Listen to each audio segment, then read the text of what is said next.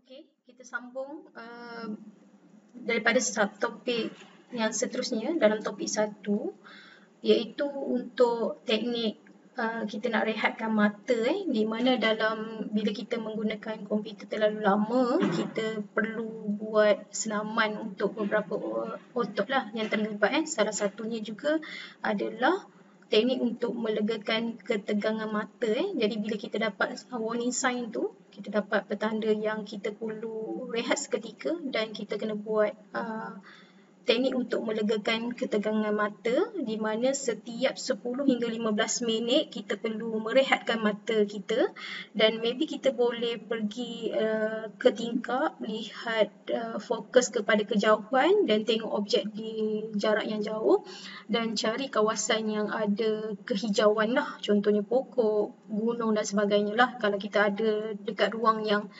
bersesuaian dan kita perlu pusingkan mata dalam satu bulatan penuh. Jadi kita buat cara untuk melegakan ketegangan mata dan seterusnya kita boleh pejamkan mata dan rehatkan sekurang-kurangnya 1 minit.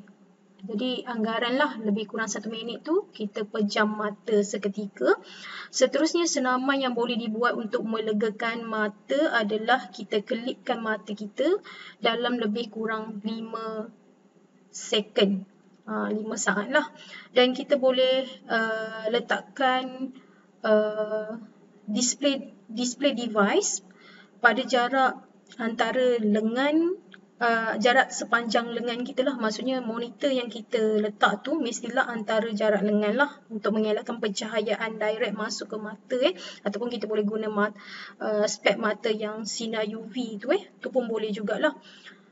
Dan gunakan font yang besar. Contoh bila kita nak buat kerja words ataupun kerja-kerja yang kita perlu menaip, kita besarkan, kita zoomkan dia punya dokumen tersebut lah.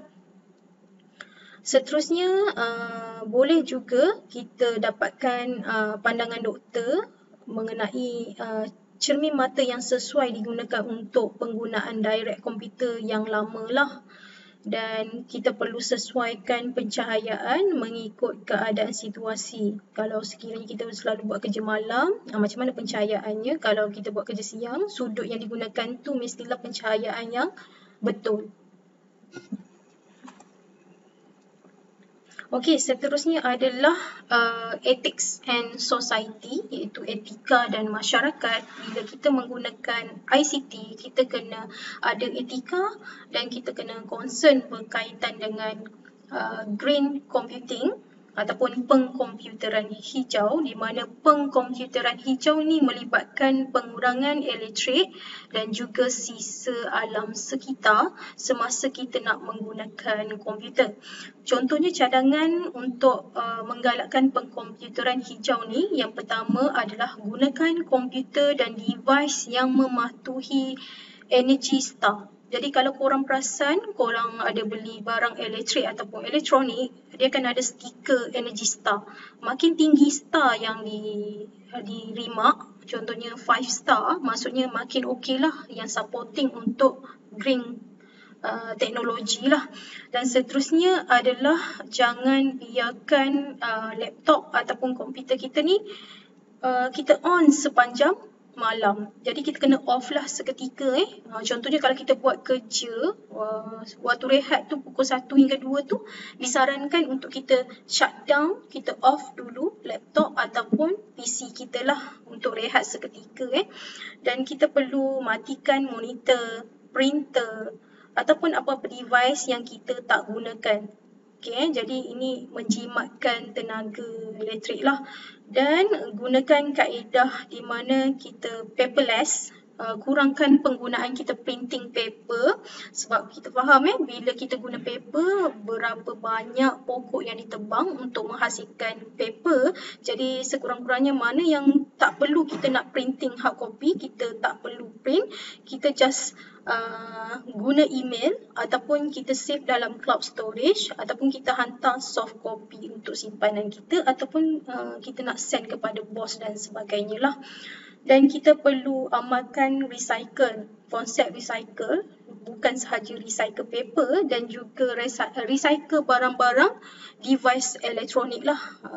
Barang-barang komputer, hard disk, mouse dan sebagainya boleh di recycle.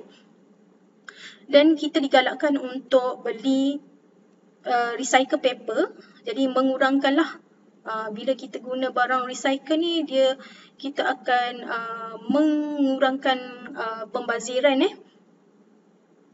Dan kita boleh kitas semula komputer-komputer lama, printer, device, handphone, charger, bateri, power bank dan sebagainya. Dan digalakkan contohnya kalau boleh bekerja dari rumah, kita jimatlah penggunaan oil petrol dan sebagainya. Okey, yang seterusnya, yang terakhir, gunakan video conferencing ataupun VoIP ni adalah platform yang kita gunakan untuk video conferencing meeting lah. Contohnya kita menggunakan Teams, kita menggunakan Google Meet dan sebagainya. Okey. Jadi dia menjimatkanlah penggunaan cahaya, penggunaan elektrik di bilik mesyuarat dan sebagainya. Okey, itu sahaja berkaitan dengan topik 1. Jadi tugasan seterusnya boleh refer di outer. Apa yang korang perlu buat adalah sediakan mind map berkaitan dengan semua penerangan video yang telah saya terangkan, dan korang boleh buat mind map terpulang dalam satu page ataupun 2 page ke atas terpulang ikut kreativiti, dan boleh tulis dalam boleh tulis menggunakan handwriting ataupun nak type dalam komputer pun bolehlah terpulang. Dan perkara tersebut, dokumen mind map tersebut perlu diupload di dalam outer di ruangan menu individuals activity topik 1. Okey, detail arahan boleh rujuk di outer dan ikut due date yang telah ditetapkan di outer. Okey, kelas, itu saja untuk penerangan topik 1 bagi minggu ini. Kita akan berjumpa pada minggu seterusnya. Okey, terima kasih. Assalamualaikum warahmatullahi wabarakatuh dan salam sejahtera semua.